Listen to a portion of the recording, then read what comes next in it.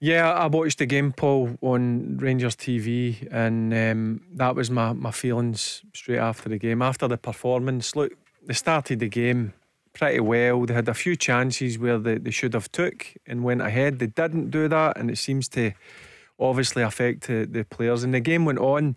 I've got to be honest, Paul. At the end of the day, Aberdeen deserved their victory, and then I thought straight after it, yep, the time was going to be up for Michael Beale. I do think the Rangers board done the right thing, Paul, going back to the last international break after the Celtic defeat.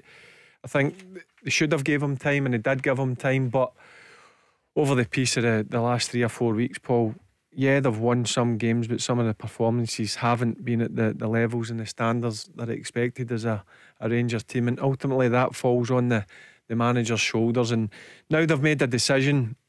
They've put Stephen Davis in place, and I think come midway through the international break, I think Rangers will announce a new manager. I think they've got to be careful and make sure it's the right guy, because I think that's 7 managers they've had in the past 5 years. And if you look back in Rangers history, it's not really been like that. So they need to get somebody in that's going to steady the ship and be here for the long haul, the next 3, 4, 5 years. But I'm not disappointed. Listen, when Michael Beale got appointed, Paul, I wanted them to do well, no doubt about that. I wanted them to bring trophies back, but it hasn't worked out that way. I think the recruitment in the summer, obviously there's huge question marks over that as well. And listen, when you suffer 3 defeats domestically in the league, that's just no good enough for a club like Rangers. So they've made the decision, the board have acted, and it'll be interesting to see over the next week to 10 days to see who they are going to bring in to manage Rangers going forward. Mark, there can only be one winner in Scotland, Celtic, the benchmark. For Michael Beale, what do you feel about it? Who is going to carry the can for this, or is that an issue at all? Because they spent a lot of money in the summer to rebuild the Michael Beale team. Yeah, I mean, I think it's Michael Beale's team. He was backed by the board. He was given the best part of a year, 2 transfer windows, plenty of time to get things right for the start of this season, and he's failed, Paul. He's failed on so many counts. Couldn't beat Celtic when it mattered, couldn't win a cup, couldn't get them into the Champions League, and you lose 3 year opening 7 league games. It's unacceptable for a Rangers manager. And had he not been dismissed yesterday or immediately on Saturday night, then that would have said that Rangers Football Club and the hierarchy are willing to accept mediocrity.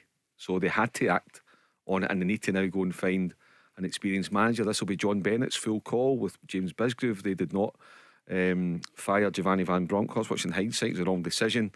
And they can't go for an inexperienced man again. They had a guy with less than 25 first team games under his belt as a manager, and he failed. And Paul, the standards of Rangers, Michael Beale failed miserably. Yeah, it was becoming pretty toxic, the atmosphere. And when that begins to happen, Paul, it is the end. And I think the board, listen, people were calling for it to happen right after the game, but I'm sure the board have to sit down and go through a process. You obviously come to an agreement, and obviously that came last night, and I think it was the best decision moving forward. Now they need to get it right. In a positive note, I look at it, they're still in 4 competitions, Paul. Yep, they're 7 points behind Celtic. I get it. It's a lot after 7 games. They're in a semi-final of a League Cup. I think they'll get out this Europa League group stage, because I look at the teams, certainly Prague and Limassol at home, I think they'll take care of themselves. And the Scottish Cup is still to start up, so they are still in 4 competitions.